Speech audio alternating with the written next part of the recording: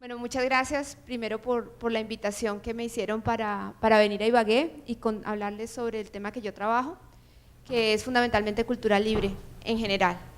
Arranqué pensando en software libre, pero pues últimamente me he dedicado al tema de cultura libre en general. Lo primero que les quería hablar es que al menos yo creo que hay dos formas de uno acercarse a la idea de cultura libre. La primera es pensar en qué es lo que podemos hacer nosotros para trabajar el tema, que es todo lo que tiene que ver con el licenciamiento. Y la segunda es pensar en la forma como podemos hacer que eso cambie, por lo menos la legislación. A ver, sí. Entonces, digamos como que hay dos preguntas con las que suelo empezar y es ¿qué hace que Internet sea diferente y qué nos hace luchar porque siga siendo libre? Porque cuando hablamos de cultura libre, software libre, todo este tema siempre estamos pensando en ese tema de la libertad. Y en esto yo quería poner el video, pero dura 10 minutos, no vamos a tener tiempo, más bien les pongo la tarea. Si lo buscan sobre la gobernanza en Internet en Carisma o en Google debe aparecer. Es un video que tiene más o menos 15 días, lo hicimos desde la fundación y explica muy bien por qué es que queremos que Internet sea libre. ¿Cuáles esas características que hacen que Internet sea interesante? Y ahí es donde arranca el tema que les decía. Para poder hacer que sigamos hablando de cultura libre, de Internet libre, etcétera, creo que hay dos formas de abordarlo. Una es frente a las decisiones que cada uno de nosotros tenemos y la otra es las acciones que podemos impulsar para que el entorno cambie. Me voy a concentrar especialmente en esta charla, en la primera, y esto tiene mucho que ver con el derecho de autor, con la forma como imaginamos que se producen, distribuyen, comunican, etcétera, las producciones intelectuales. Y el problema es que la forma como nos hemos educado para pensar en esto es en la forma como la industria lo hace. Y cuando solamente pensamos en la forma como la industria lo hace, tenemos problemas para ver otras maneras de hacerlo. Esto es una idea de otras formas de pensar en la producción, distribución y en general creación de producción intelectual. Una es la forma industrial, que es controlar la producción para que alguien pague por ella y que el pago cubra todos los demás valores que hay dentro de la cadena de producción. Pero hay otra cantidad. La ciencia y la educación son dos ejemplos buenos de cómo no funcionan con lógicas de la industria. Para educarse, para educarnos, para tratar de aprender algo, lo importante es compartir. Si un profesor no comparte su conocimiento con un estudiante, difícilmente va a conseguir que esa persona aprenda. La enseñanza, el aprendizaje es una labor de compartir. Y lo que suele pasar es que mientras más se comparte, más se aprende. De modo que pensar solamente en un esquema de producción, distribución, etcétera, de producción intelectual al estilo de la industria, pues evita que pensemos en otra cantidad, en donde lo que importa no es tanto el control como compartir. Sin embargo, cuando vamos a la ley, las lógicas de la ley son controlar. Y yo creo que ahí, si aprendemos sobre derecho de autor, tres cosas, tenemos un marco muy interesante de lo que es el derecho de autor. El derecho de autor supone controlar, entonces la idea es todos los derechos reservados. Si usted controla la producción, hay una forma después de generar un incentivo que va a permitir más creación. Pero frente a ese control de la producción, hay dos elementos muy importantes del derecho de autor que buscan un cierto equilibrio. El primero es el hecho de que el derecho de autor es una protección temporal. Llega un momento en que se acaba. Cuando la protección se acaba, la obra pasa al dominio público. En Colombia, la regla general es 80 años después de que se muere el autor. Cuando una obra pasa al dominio público, podemos usarla libremente. Piensen, por ejemplo, en Chopin, en Beethoven, en esta gente que vivió hace varios siglos, ya todas esas obras las podemos usar libremente, porque están en el dominio público. ¿Qué es lo que sucede? Que cuando yo utilizo una obra en el dominio público, mi versión vuelve a quedar protegida. Pero si usted quiere hacer otro arreglo de Beethoven, pues va y busca y lo puede hacer. Claro, ¿qué es lo que pasa? Pues imagínense que ustedes son profesores de arte contemporáneo, pues no hay nada en dominio público, con lo cual todo está controlado. Entonces, ¿cuándo puede usted usar una obra para explicarle a sus estudiantes de arte? Porque está en el ejercicio de una excepción. Entonces, hay un espacio en la ley que trae una lista de excepciones en Colombia, que dice cuándo usted puede usar una obra aunque la obra esté protegida. El problema es que esos son casos taxativos, están dados en una listica y hay que caer en el caso. Si usted no está en ese caso, no aplica. Y por tanto, vuelve a la lógica de la obra está controlada. Entonces, esto, digamos, genera una serie de problemas, porque hoy en día, pues la posibilidad de utilizar obras es muy fácil y nadie se para a pensar, bueno, ¿se puede o no el derecho de autor? Sino que normalmente las utilizan, pero eso genera problemas. Y digamos, si yo voy y compro un CD en la esquina, no hay problema, pero si para llenar la discoteca de la universidad, la biblioteca va y compra el CD en la esquina, es probable que tenga problemas. Ella sí tiene que ajustar muy bien a la ley. De modo que hay personas que han empezado a pensar, bueno, ¿hasta dónde podemos cambiar el hecho de que la ley solamente mire restricciones? Uno de los primeros casos, digamos, para hablar de cultura libre es Eldred. Este es un profesor retirado en Estados Unidos que trató de cambiar el gusto de la nieta, que le gustaba una música que a él le parecía espantosa. Empezó a recopilar una discoteca de una música popular norteamericana que a él le gustaba y que estaba empezando a salir al dominio público. Cada año él iba y recogía y armaba una biblioteca. Él no cambió el gusto de la niña, pero encontró muchos amigos en internet y empezó a montarla. Cuando se enteró que se venía un cambio en la legislación norteamericana, eso fue la década del 90. Mickey Mouse iba a cumplir 70 años y con el cumplimiento de los 70 años iba a pasar al dominio público. Pues bien, el lobby de Disney fue amplísimo para aumentar 15 años el plazo de protección. Eso, él lo peleó, dijo no, el dominio público es importante, el tener recursos para que todos podamos utilizar es importante, y consiguió aliados, entre ellos a Lawrence Lessig, un profesor de la Universidad de Stanford, que salió a decir, listo, yo lo apoyo, y junto con otros profesores empezaron a armar el cuento. Ellos en el Congreso perdieron, entonces se fueron a la Corte a demandar la ley por inconstitucional, perdieron. Cuando salieron de allí, ante el hecho de que no habían podido hacer nada, de que Walt Disney se lucró durante décadas de hacer la versión de Blancanieves, Cenicienta, etcétera, que todas obras del dominio público, pero cuando le tocó el turno de que saliera Mickey Mouse al dominio público, decidió que no, que mejor otros añitos de monopolio. Entonces decidieron decir, bueno, si no podemos cambiar la legislación, cambiemos lo que nosotros podemos hacer. El mejor ejemplo es el software libre. El software libre ya lo hace. Cambia la ley, utilizando el mismo derecho de autor, como yo controlo, yo puedo permitir, genera una licencia. Entonces, el software libre, a raíz, con la inspiración del software libre, sale todo el tema de licencias abiertas y licencias libres, que no es otra cosa que a partir del control que yo tengo sobre mi obra, permitir usos. Y esto con dos razones fundamentales. La principal es la difusión, que se difundan las obras en un entorno en donde hoy eso es posible, como nunca antes. Pero adicionalmente, aprovechar la tecnología. Todo eso que estaba contando hace un momentico Ramiro, prácticamente no sería posible sin esa capacidad de la tecnología de multiplicar y de viralizar las cosas. Y casi todo eso estaría prohibido por la legislación, y muchas veces lo está, lo que pasa es que no nos damos cuenta, por el derecho de autor.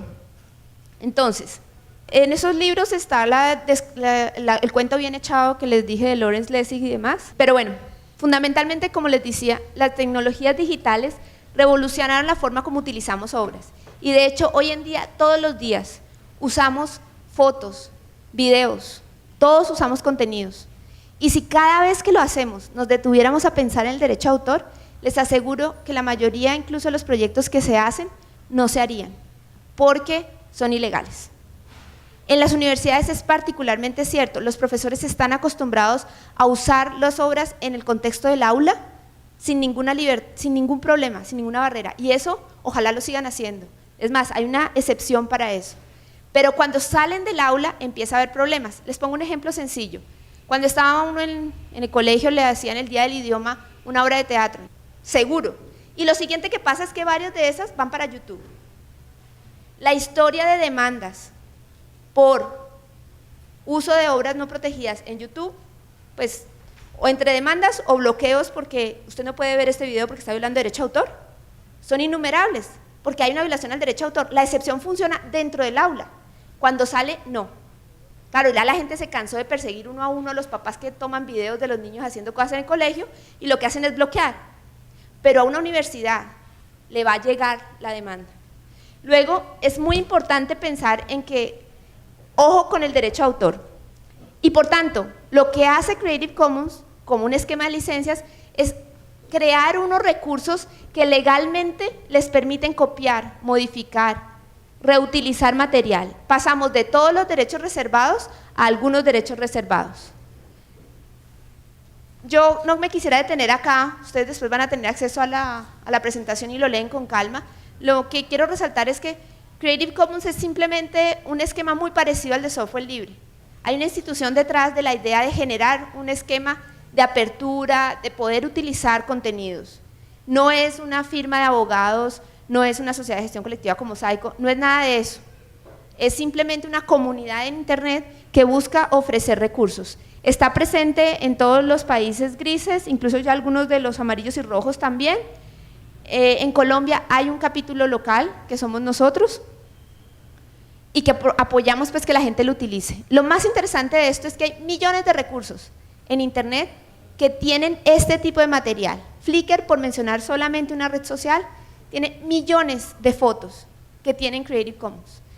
Yo puedo hacer una presentación completa usando solamente fotos de Flickr, que sé que, porque yo soy malísima como fotógrafa, entonces puedo utilizar fotos de gente que desde el principio ha dicho, úsela, a mí no me importa.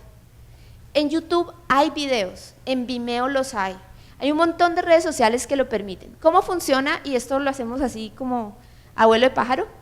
Fundamentalmente son 4 los iconos que trabajan en una licencia Creative Commons. El de la izquierda es diga que fui yo, es el reconocimiento de autoría. La gente quiere que digan, fui yo la que hice eso. El igual es, le doy permisos, pero úselo como se lo estoy dando, no lo cambie. Entonces, cuando usted se encuentra un artículo, por ejemplo, sobre pedagogía para estudiantes de universidad, no sé, cualquier tema, y lo encuentra en inglés y quiere traducirlo para la revista de la Universidad de Ibagué, pues no puede si tiene un igual. ¿Por qué? Porque la licencia le dice, úselo, pero úselo como yo se lo di. Pasarlo de inglés a español es modificar la obra. Entonces, ¿qué tiene que hacer? Pues vuelve a la lógica del derecho de autor y tiene que pedirle permiso al autor para poder hacer la traducción. Otro icono es que no sea comercial. Le están dando permisos, pero que no sean comerciales. Y el otro es la C al revés, que es el copyleft, es la idea del software libre. Le permito incluso que modifique la obra, pero la nueva obra tiene que tener la misma licencia. Por ejemplo, la última licencia es la licencia de Wikipedia y es la equivalente a la GNU-GPL del software libre. Pueden incluso usarla comercialmente. O sea, la editorial de la universidad que seguramente vende libros puede bajar fotos de la Wikimedia Commons y ponerla en un libro que después vende, porque Wikipedia está diciendo todos los que contribuyen a Wikipedia permiten que se hagan usos comerciales, pero cumpla con eso, advierta que esa foto tiene esa licencia, de modo que yo cuando entro al libro de la editorial de la universidad puedo también, puede que no pueda utilizar el resto del libro, pero esa foto la puedo sacar de allí y reutilizar, porque tiene una licencia viral. Entonces, si se dan cuenta, todas las licencias de Creative Commons permiten copia, distribución y comunicación pública, siempre y cuando digamos quién lo hizo y demos noticia de la licencia. Muchas de ellas tienen una disposición, una condición que no se use sin fines comerciales y otras que no haya modificación, pero esa es la idea. O sea, incluso la licencia más restrictiva, que sería esta, dice, diga que fui yo, no la modifique y no la use con fines comerciales, que al fin y al cabo es lo que la mayoría hacemos, por ejemplo en internet, viralizar una foto, eso es lo que hacemos. Esta es la idea del compartir. Aquí son como los pasos rápidamente para poner una licencia. Esto cambió esta semana, porque esta semana fue el lanzamiento de las licencias 4.0 y esta estaba en las 3.0, pero la idea es básicamente la misma. Uno responde unas preguntas de qué es lo que quiere que la gente, qué permisos quiere darle a la gente, y con base en eso la máquina le contesta, bueno, entonces la licencia que usted quiere es esta, y aquí está el código, que es este código asociado en una página Joomla, como en un libro digital o en Flickr, es el metadato que permite que luego Google, el propio buscador de Flickr, Yahoo, encuentren el material que está marcado con Creative Commons. Ustedes en Google, si hacen búsqueda avanzada, pueden buscar material que esté marcado Creative Commons, que se permita reutilizar. Y finalmente eso lo que va a permitir es que la gente vea en forma sencilla qué significa la licencia y si tienen tiempo, se lean el contratico de una licencia que son unas 6 páginas, que el día como hoy que tuvimos varias horas de espera en Bogotá para venir a visitarlos, uno puede bajarse la licencia, se la lee completica, no está de más, un día estos lo pueden necesitar. El tema del metadato era lo que les contaba, si uno marca correctamente la obra usando búsquedas avanzadas, puede hacer búsquedas que le permitan encontrar material con Creative Commons. Eso es importantísimo. Cuando un profesor va a hacer material educativo que sale del aula, es importante que entienda esto. ¿Por qué? Porque no va a tener problemas. Si utiliza material con Creative Commons, no va a tener problemas. No sé si en la Universidad de Ibagué hay, pero si ustedes tienen carrera de diseño gráfico o de audiovisuales, de cine, televisión, cualquier estudiante me entenderá cuando diga, si a ustedes le ponen como tarea hacer un documental, están en el peor de los mundos. Todo está protegido con derechos de autor. Claro, lo pueden hacer, se lo pueden presentar al profesor y el profesor se los va a calificar. Ese documental no va a salir de esa aula. No lo van a poder presentar en un festival. En el momento en que lo presenten, van a tener que pagar todos los derechos de autor de todo lo que utilizaron sin permiso. Entonces, en el ejercicio académico no tienen problema. Pero cuando salen de la puerta, sí.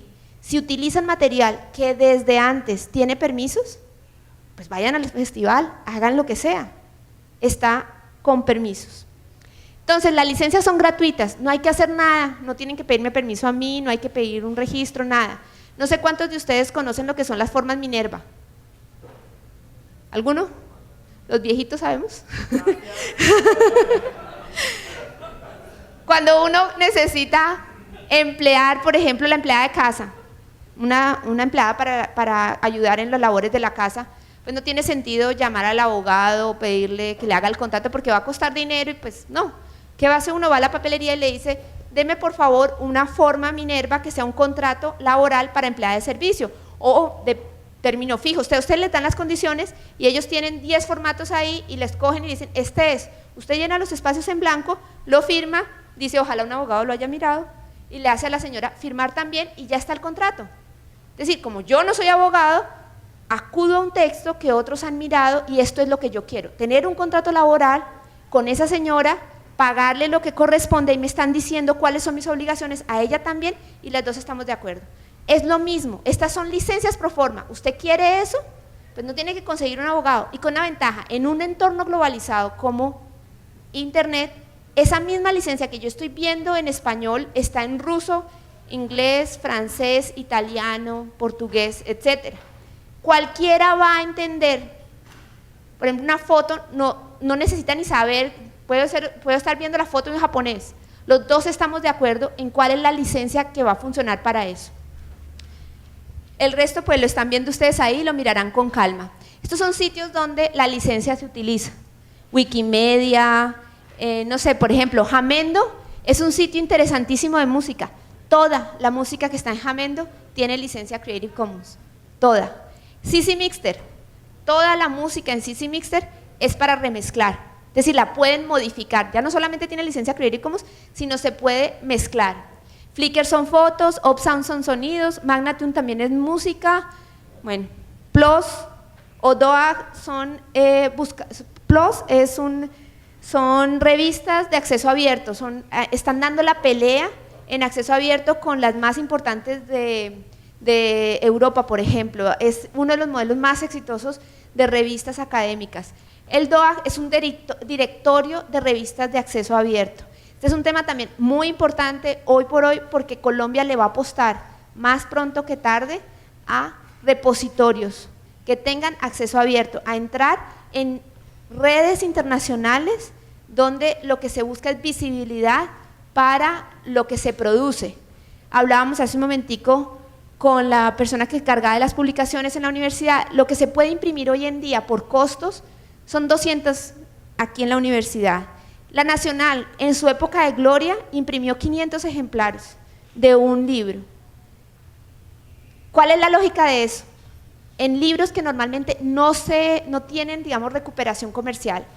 En cambio, estando en internet, los nichos, es decir, una persona que escribe física cuántica, tiene un grupo de personas a las que llega, y llega más fácil y más barato por internet que con el papel.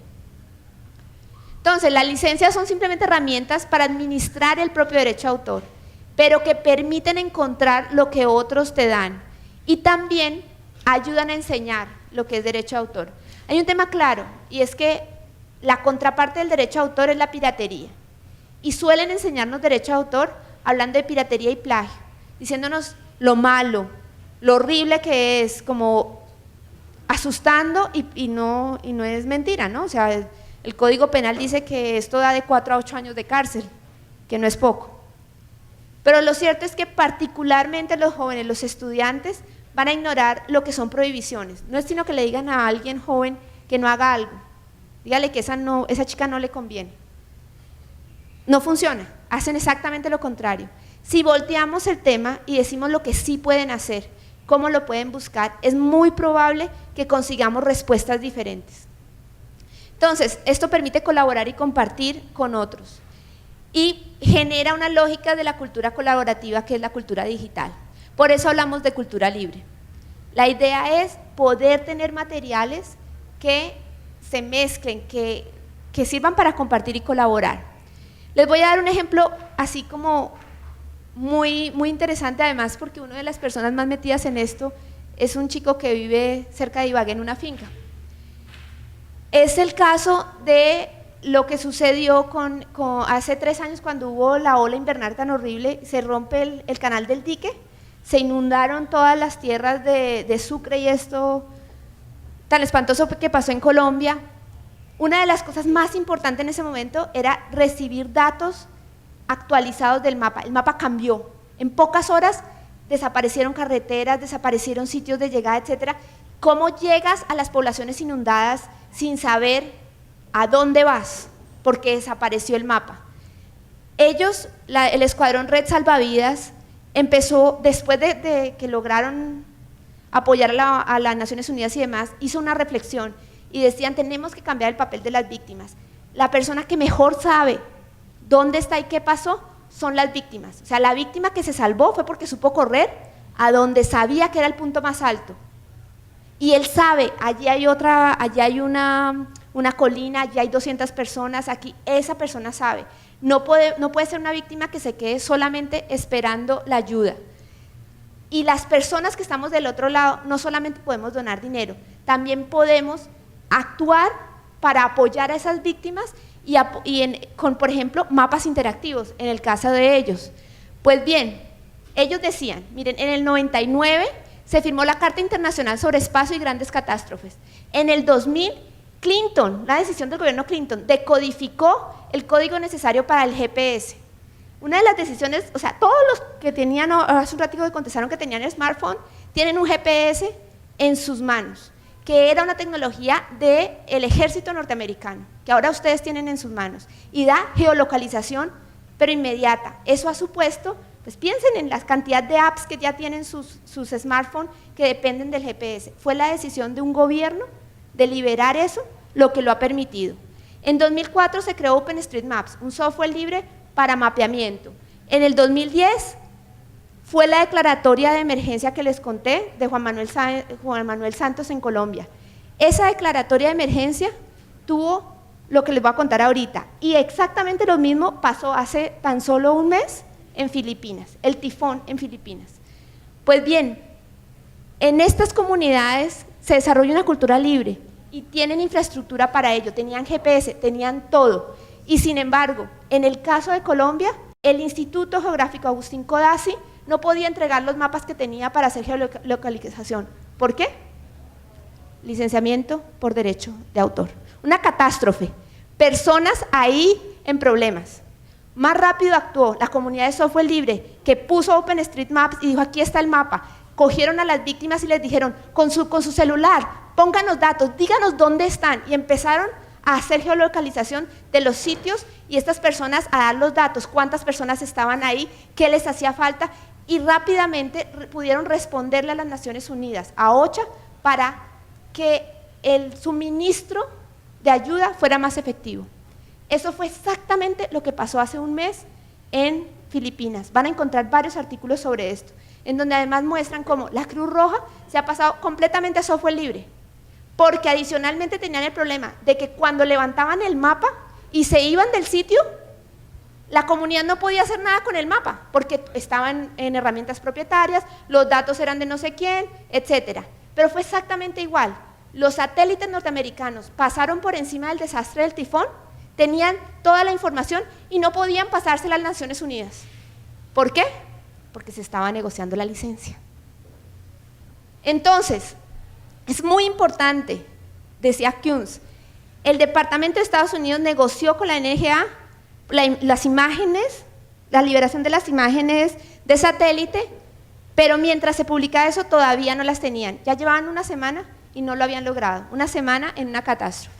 Si la información, el conocimiento y la infraestructura ayudan a salvar vidas, estas deben ser un patrimonio. Necesitamos entonces más. Ahí es donde viene el segundo punto, y aquí me voy rapidísimo, el activismo. Es necesario activismo y participación ciudadana. Hay cosas que no pueden ser. O sea, si vamos a seguir fortaleciendo el derecho de autor, tenemos que fortalecer los elementos de equilibrio del derecho de autor, excepciones y limitaciones y dominio público. De lo contrario, vamos a crear un gran desequilibrio. Esto es lo que yo he venido haciendo durante los últimos 3 años. Aquí hay algunos foros donde hemos hablado, hemos ido a decir que esto se necesita. Gracias a eso, durante los últimos 3 años, ha habido 4 intentos de lo que se conoce como leyeras que pues han sido hundidos. Hay varios relatos. La idea nuestra es cambiar esto por una agenda positiva. El primer paso fue este año, una iniciativa de Juan Manuel Galán, permitió la excepción para personas con discapacidad. Se llama Ley 1680 de 2013, creemos que se puede hacer muchísimo más, el Tratado de Marrakech va a ser más importante que esto, pero es el primer gran paso en Colombia. Ojalá la imagen de una política pública fuera esta. Mientras tanto, los invito a informarse y a participar. Por ejemplo, en este momento hay arriba una campaña que se llama Internet Libre, en Red para Todos. Los invito a que la conozcan, a que la lean, que miren el otro video que les conté y bueno, que sigamos trabajando por otra cantidad de derechos. Muchas gracias.